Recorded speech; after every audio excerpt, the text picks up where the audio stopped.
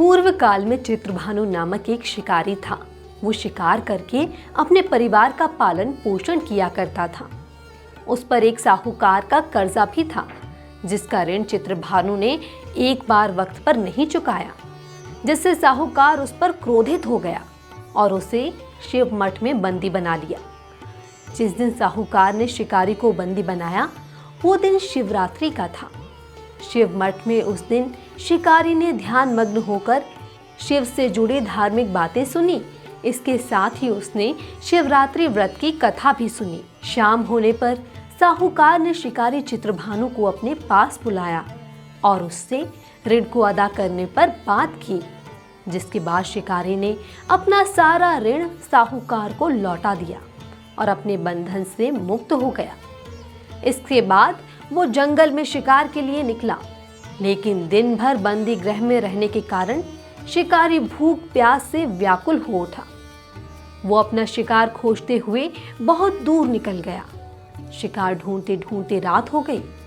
इस पर शिकारी चित्रभानु ने विचार किया कि उसे रात जंगल में ही बितानी पड़ेगी। ये सोचकर वो एक तालाब के किनारे पहुंचा, जहां उसे एक बिल्व वृक्ष नजर आया, जिस पर चढ़कर वो रात बीतने का इंतजार करने लगा।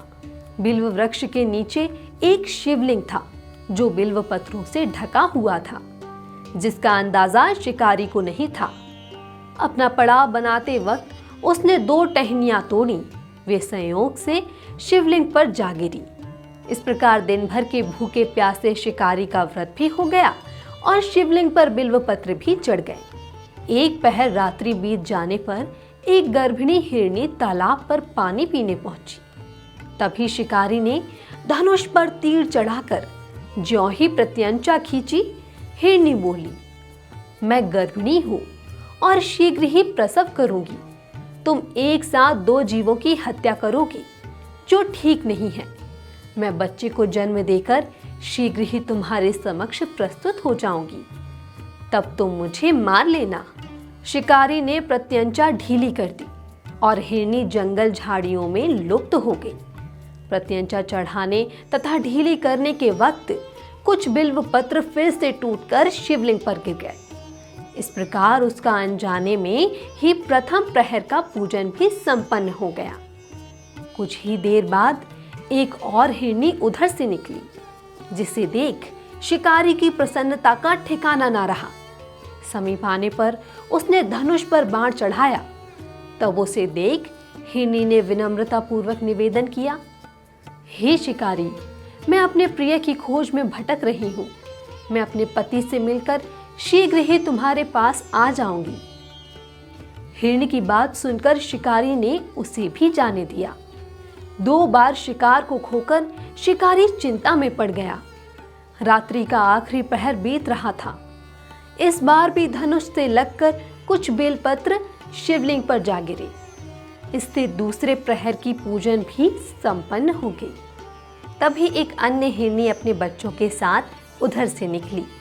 शिकारी के लिए यह स्वर्णिम अवसर था।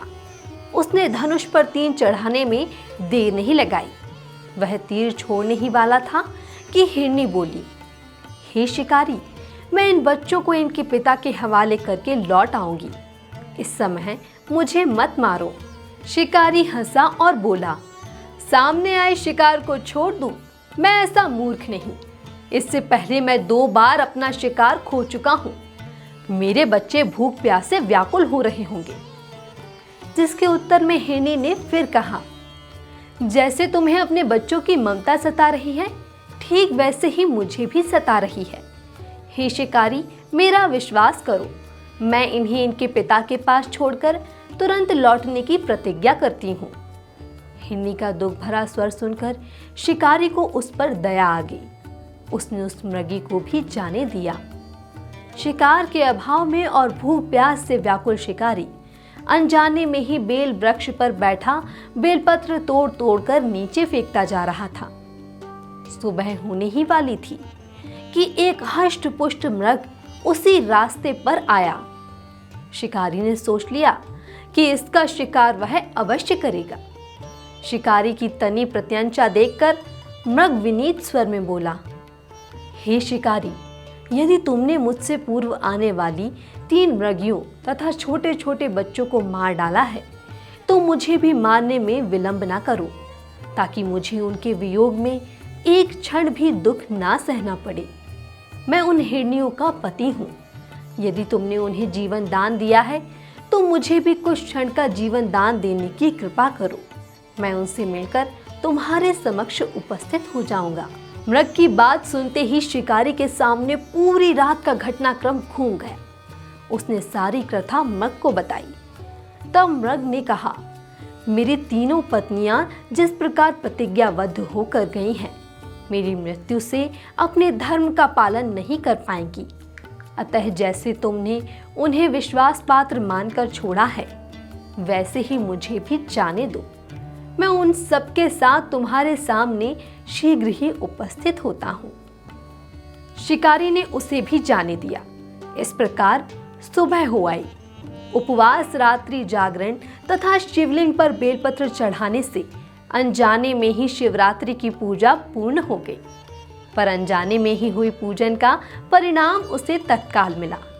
थोड़ी ही देर बाद वह मृग सपरिवार शिकारी के समक्ष उपस्थित हो गया, ताकि वह उनका शिकार कर सके।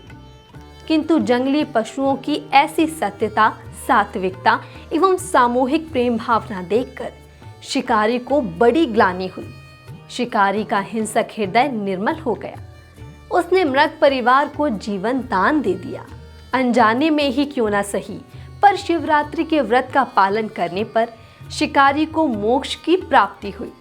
जब मृत्यु काल में यमदूत उसके जीव को ले जाने आए, तो शिवगणों ने उन्हें वापस भेज दिया तथा शिकारी को शिवलोक ले गए।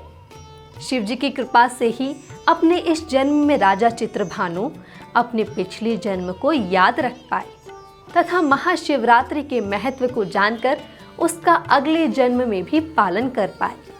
राजा ने मासिक शिवरात्रि के इस व्रत का प्रचार प्रसार पूरे विश्व में फैलाया और लोगों को इसके महत्व के बारे में बताया। तो ये थी मासिक शिवरात्रि की व्रत कथा से जुड़ी जानकारी।